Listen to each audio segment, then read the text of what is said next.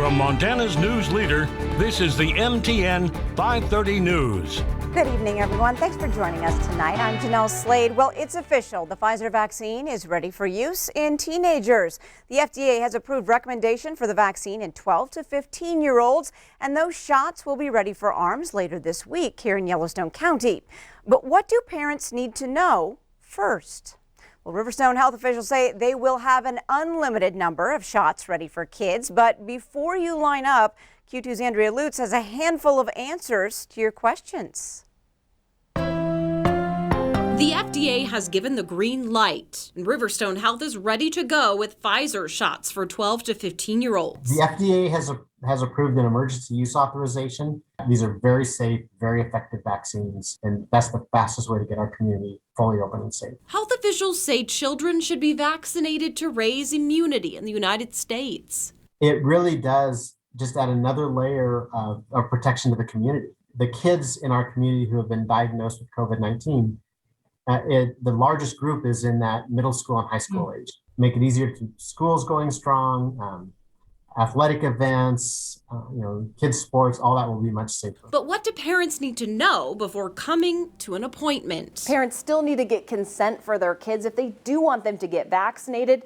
All you have to do is print off and sign this consent form found on the Riverstone Health website. Anyone who's younger than age 18 needs to have a signed consent from a parent or guardian. Certainly, it's always preferable if that parent or guardian comes. And for those parents still feeling a bit hesitant about giving their child the vaccine, Felton says, I think what people need to remember is the fastest way to get our community more open and more safe is through vaccination. When you look at the two ways that you can become immune, it's either through natural infection or it's through vaccination. In Billings, Andrea Lutz, MTN News. And Felton says kids in this age group have been known to have lesser symptoms than their adult counterparts after receiving the vaccine. That's according to the Pfizer study. And again, Andrea says that Riverstone Health should be offering youth vaccines later this week. Well, in an effort to get the COVID-19 vaccine into as many arms as possible, Riverstone Health released details today about making that happen. Riverstone will partner with Yellowstone County businesses and churches to offer free walk-in vaccinations for the public. Now, the first two clinics kick off this Thursday and Friday, May 13th and 14th from 5 to 7 p.m. at Red Ox. Now, that's on North 13th Street. The pub station will also hold outdoor concerts during both of those sessions right next door. If you're out and about on Sunday, there's another clinic set for May 16th from 11:30 a.m. to 1:30 p.m. at Atonement Lutheran Church. There are also 4 other clinics scheduled starting Thursday of next week. All of those locations and times can be found on our website, ktvq.com. Well, a former Lockwood School Board trustee arrested for sex crimes against a minor made his first appearance in court today. 61-year-old Joseph Borgstrom pleaded not guilty to counts of felony rape and sexual assault of a 12-year-old girl. Prosecutors said in charging documents that the girl told doctors about the alleged crimes during a checkup, and that Borgstrom initially admitted to both counts in an interview with law enforcement. The judge set bail at $100,000 and ordered Borgstrom to wear a GPS monitor and have no contact with the victim. If convicted, Borgstrom would face anywhere from a minimum of 4 years to 100 years behind bars. Well, tonight, a Great Falls group is demanding more information about a proposed industrial-scale food processing facility in Cascade County. They're concerned that facility, one of the largest in the country, could put a strain on area infrastructure and resources.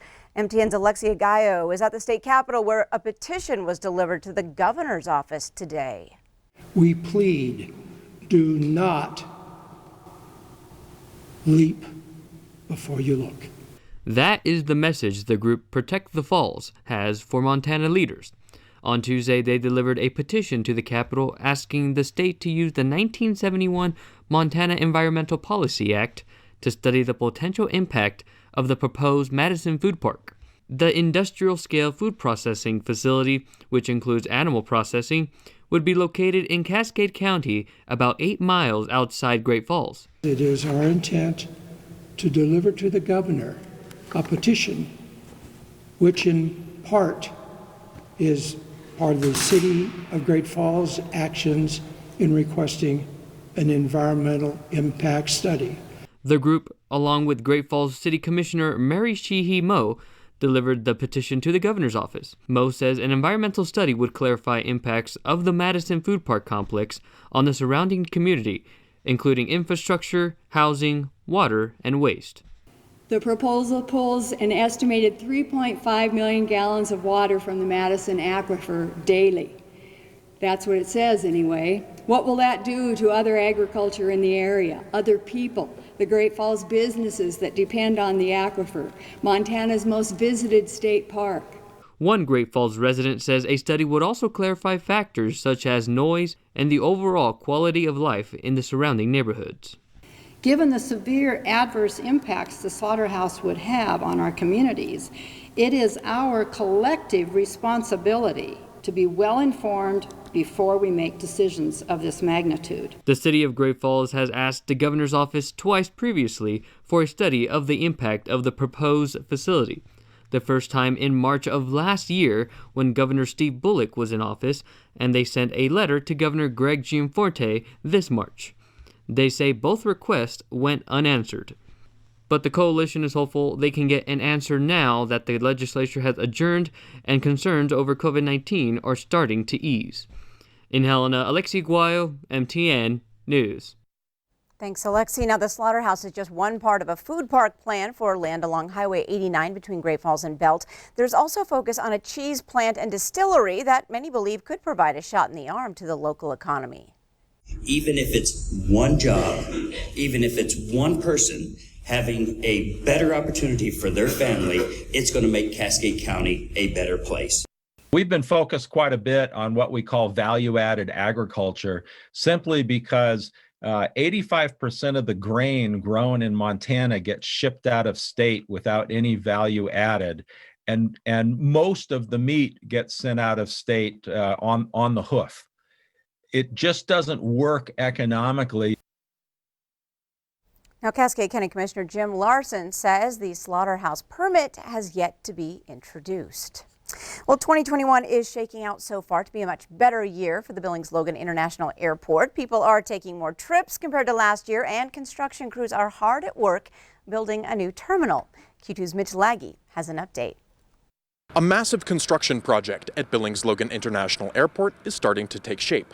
The $60 million terminal expansion is expected to be complete sometime in 2023. This adds to the list of good news happening at the Billings Airport, as passenger numbers are starting to tick upwards after the COVID-19 pandemic. Phase 2 of the airport expansion includes the construction of a new A concourse that is expected to be wrapped up by Christmas this year if all goes well. Phase 1 of the project added some smaller items of construction and was completed in early 2020. After the A terminal is complete, all of the passengers and airlines will be moved there, so the other one can be constructed. When it comes to air passengers, Airport Director of Aviation and Transit Kevin Plone said 2021 has had a much better start than 2020.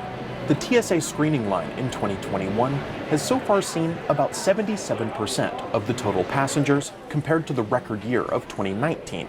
Generally, Billings air travel picks up after school lets out and peaks in July or August. So, I mean, we're way further up along the lines than you're going to see around the rest of the country. Bozeman is already way past all that. So people are already coming to the state and traveling. You got people leaving. I mean, we're seeing a lot more activity right now already. If you are catching a flight in or out of Billings this summer, Plone said that you should arrive about an hour and a half before your scheduled takeoff. Some airlines have shifted some of their schedules, so there will be more people in the concourse at one time. In Billings, Mitch Laggy, MTN News. All right, thanks, Mitch. Now, Plone also says there are 20% more seats available this summer in Billings compared to the record year in 2019. So there are plenty of options to get out of town this summer. Allegiant added a Portland direct flight earlier in the year and will fly direct to San Diego and Los Angeles, California this summer. And American Airlines will start up a direct flight to Chicago that will run June through October. Up next on tonight's MTN 530 News on Q2, COVID-19 has left behind many visible scars in its wake, but this pandemic will also have lasting impact on the mental health of our communities. Health Watch is next. Hi everybody, Scott Breen here. Coming up in sports, we have a little fun with the 5 female finalists for this year's Midland Roundtable Athlete of the Year Award. And we found a couple who's enjoying the weather. There they are. We have more ducky details coming up for you.